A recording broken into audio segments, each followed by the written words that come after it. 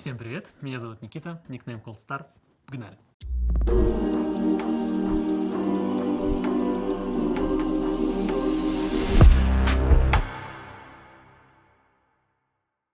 Я пришел в киберспорт очень давно, это было лет 12-13 назад. Я играл в небольших командах Лиги Легенд, но первое мое такое большое знакомство с киберспортом — это меня пригласили, я подал заявку на работу комментатором в ESL. Раньше у меня был никнейм 3 буквы фамилии, 3 буквы имени.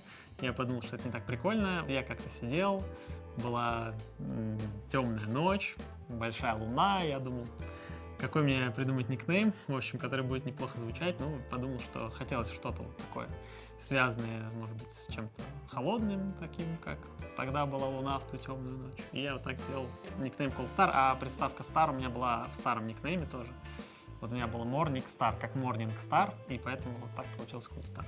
Сначала я был комментатором, потом я был тренером в такой команде, как Rockskis. У меня была своя команда Team Just, и я в ней был тренером/менеджером, потом уже стал комментатором, после чего стал игроком, потом снова стал комментатором, потом снова игроком, поэтому я был в совершенно разных амплуа в киберспорте. Я долгое время играл, вот в последнее время в Wild Rift несколько лет, и подумал, что роль тренера мне всегда была комфортная, она мне всегда нравилась, и когда появилась такая возможность перейти к роли тренера в MLBB, я решил, что это прикольно. Я думаю, что стать одним из узнаваемых голосов в регионе мне помогла, наверное, моя любовь к работе, какая-то, может быть, трудоспособность, не знаю, потому что изначально, когда я учился комментировать, я проводил просто сутками за экраном монитора, обучаясь этому делу, потому что если посмотреть мои первые эфиры комментирования, лучше их не слушать, потому что я вообще не понимаю, как люди могли это открывать. Так что я думаю, что в первую очередь качество — это, наверное, упертость и желание работать и трудиться. Почему на Team Spirit и как меня пригласили в команду? На самом деле все получилось довольно внезапно и безумно, потому что мне написали ребята из Spirit, не знаю ли я кого-нибудь из тренеров из Лола, кому бы интересно было бы MLBB. А до этого, буквально некоторое время назад, я сам начал играть в MLBB, потому что Wild Rift, в который я играл до этого, он, так как киберспорт, загнулся окончательно, и поэтому я начал играть в MLBB и думал о том, чтобы перейти в ML. Но еще не знал, в качестве кого и как это будет происходить. И мы пообщались, и вот так все получилось. Мой самый запоминающийся матч в карьере, наверное, был тогда, когда я играл. Самое забавное, что я очень хорошо помню и громкие победы, и громкие поражения. Я помню очень хорошо реверс-свипы. Наверное, один из последних, когда мы играли в Wild Rift против турецкой команды «Футболист». Мы реверс-свипнули из 0-2 в 3-2.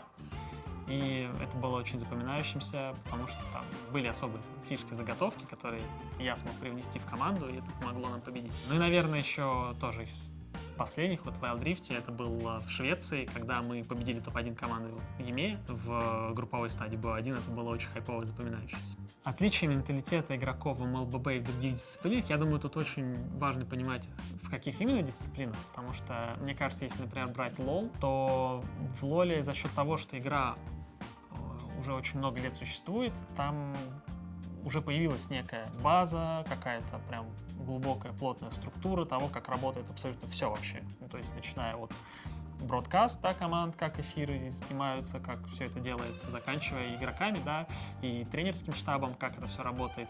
Потому что, там, условно говоря, в тот же LoL корейцы, на которых все равняются, многие из них пришли из StarCraft, и у них там 20 плюс уже лет история работы, поэтому я думаю, что для ребят в MLBB характерно то, что еще не так много опыта просто, и в этой связи, наверное, многие как будто очень горячие за счет молодости и так далее. Кто-то где-то, может быть, еще не до конца рационально готов смотреть на какие-то вещи, и очень много эмоций, скажем так, в MLBB, из того, что я успел увидеть в разных командах, там, на интервью и так далее. То очень много эмоций, и многие ребята горят своим делом, это круто. Моя философия такова, что неважно, насколько ты круто умеешь там играть, нажимать кнопки и так далее, ты должен всегда учиться, ты должен всегда работать, выкладываться на все 100, потому что как только ты думаешь, что ты крутой, ты тут же проигрываешь. Талант, конечно, это круто, все это очень важно, но в первую очередь важно именно умение и навык работать, стараться и выкладываться на все 100.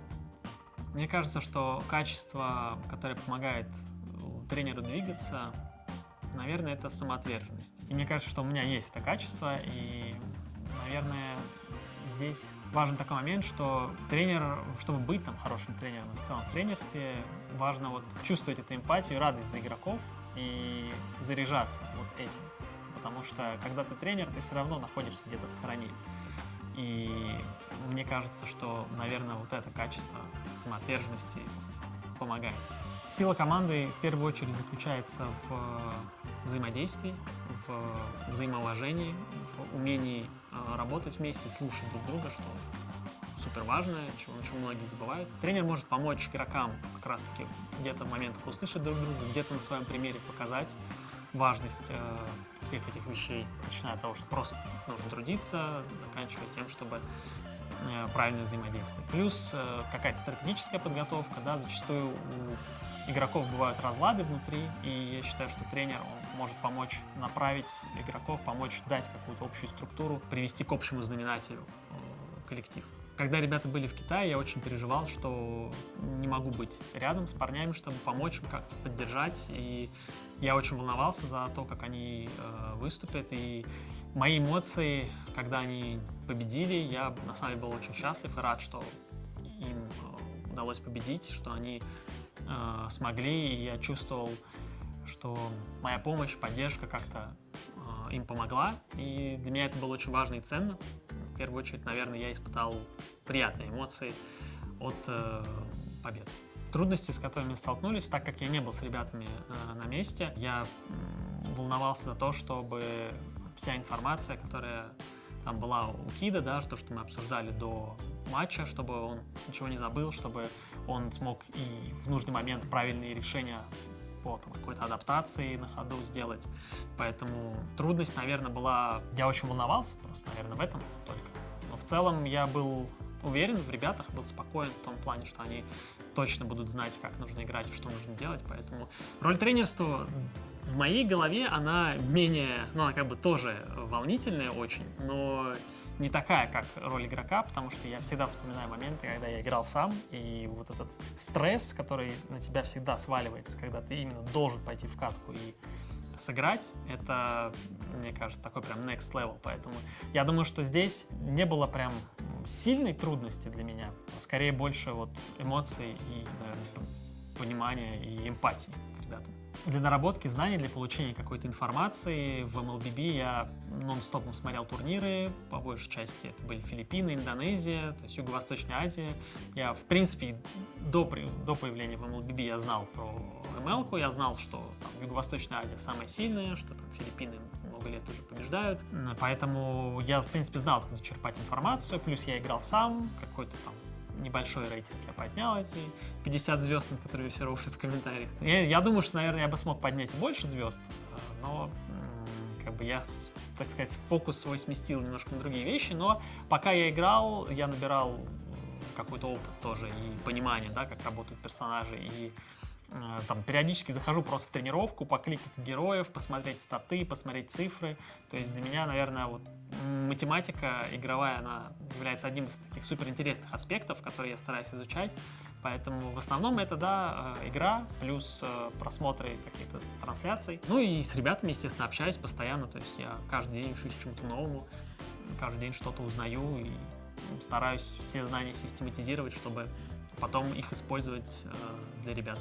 Мне сложно сказать, что изменилось в коллективе с моим приходом как тренера, потому что я не был в коллективе до этого и не знаю, как все обстояло внутри команды до того, как я появился. Но мне хочется верить, и мне кажется, что ребята стали больше друг к другу прислушиваться, стали больше где-то терпимее друг к другу. И сейчас мне кажется, что мы на подъеме, и поэтому атмосфера в команде отличная.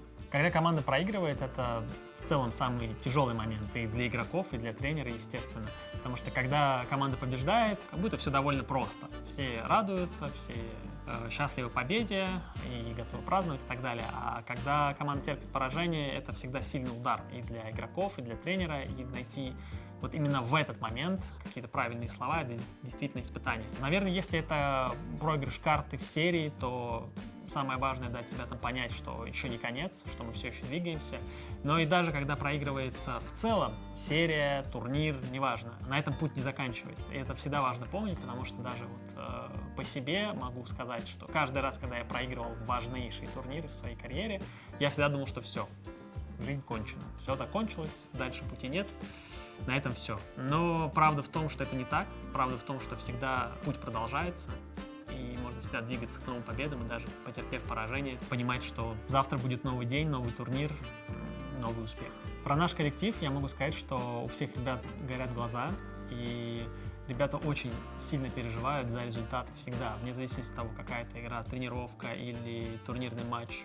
Вообще не важно. И это такой суперценный момент, когда даже, казалось бы, не самая важная карта, которую ребята играют, они все равно выкладываются на максимум. Если говорить про каждого игрока по отдельности, то я бы, наверное, сказал, что Kid и Savage мне показались как игроки, которые очень сильно сконцентрированы на такой стратегической, тактической составляющей. Они прям очень много времени посвящают тому, чтобы прям эмоционально друг с другом что-то обсуждать, постоянно дискутировать. Это такой формат для меня очень близкий, потому что я всегда в командах тоже занимал подобную позицию с желанием докопаться до какой-то истины. Sunset с ваншотом показались мне очень такими сдержанными, хладнокровными, готовыми куда чаще, может быть, играть с холодной головой, чем там Kid, например, который иногда любит прокричать какой-нибудь боевой клич и ворваться вперед, то ваншот и Sunset, они более спокойные. Это тоже очень важно, то есть команда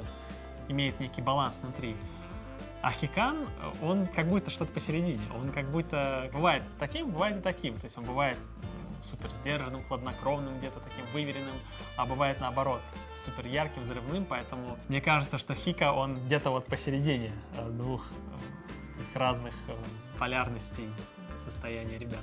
Наверное, самый яркий момент, когда я смотрел трансляцию Китая, будучи на другом конце света, и парни выиграли, я был безумно счастлив за них, и то, что они поднимают этот кубок, наверное, было пока что самым ярким моментом, и после чего там ребята написали, и Кит отписал мне, что они идут праздновать, и я даже в какой-то момент, почувствовал, наверное, себя, что я рядом с ребятами, поэтому, наверное, вот это был какой-то самый яркий момент. Моя мечта, которая еще не сбылась, выиграть чемпионат мира. Мечтаю однажды научиться играть на барабанах, потому что мне кажется, что это из всех инструментов, на которых я играл на гитаре, на фортепиано и на басу. Но мне кажется, что самый прикольный инструмент вообще это барабаны. И мне кажется, что, наверное, для души когда-нибудь я научусь на этом инструменте играть. В последнее время, наверное, у меня не особо есть возможность заниматься хобби, увлечениями. Чаще всего отдыхаю я, играя в игры. В последнее время мне прям понравилось катать в Age of Wonders 4. Как всегда, играю там во всякие старые игры типа Героев, Warcraft и прочее. Поэтому, наверное, хобби и увлечения у меня в основном связаны все равно с играми в той или иной степени. Хотя игры, в которых я работал, типа Лола, я, например, видеть не могу. И в Лол уже не играю много лет, потому что он уже плотно ассоциируется с работой. Наверное, одно из больших таких моих хобби еще является музыка. После музыкальной школы, хотя я музыкальную школу терпеть не мог в свое время, но именно connection с музыкой стал довольно плотным для меня, поэтому я занимаюсь вокалом, писал очень много текстов, читаю рэпчик. Сейчас уже особо нет, но читал рэпчик. Даже можете на ютубе мои треки найти. Они есть. Когда я смотрю матчи ребят, я очень переживаю, естественно, я волнуюсь. Я думаю, что я испытываю не такое сильное напряжение, как они, хотя мне сложно сказать. Но я так базируюсь на своем опыте, потому что то, как я там стрессовал, особенно на каких-то лан-ивентах, или, да и не важно, просто турнирные матчи, когда я тренирую, все-таки вот момент, когда от меня что-то зависит, да, он происходит там, до и после игры, а в самой игре от меня ничего не зависит. Поэтому смотреть игру именно каким-то рациональным взглядом мне попроще. И зачастую я сразу начинаю думать, что нам делать дальше. То есть, если это серия, то, просматривая матч ребят, я уже в голове продумываю, как нам поступать дальше. То есть, там, в зависимости от того, победим мы, проиграем. И иметь какой-то план и идеи, которые я могу команде привнести после карты. Есть в МЛБ такой удивительный момент, который для меня стал немного культурным шоком, потому что, когда ребята выиграли турнир в Китае, для меня это нечто невозможное, потому что я всегда работал в тех дисциплинах, где китайцы превосходят практически все другие регионы, где бы я ни работал, всегда китайцы или вообще азиатские регионы были безумно сильные, и победа над ними — это прям что-то очень крутое. Поэтому, когда ребята победили в Китае, причем так, в сухую перекатили, 4-0, это было очень эпично. Поэтому для меня это такой немножко культурный шок, это круто. Я надеюсь, что мой тренерский опыт и вообще весь большой опыт в киберспорте, который у меня есть, поможет передать ребятам какие-то знания, навыки, которые будут приводить и дальше к победам. Поэтому я счастлив быть частью Team Spirit, команды MLBB. Так что болейте за нас, следите за трансляциями. Мы будем стараться изо всех сил, чтобы побеждать не только на региональной арене, но и на международной арене. Всем спасибо.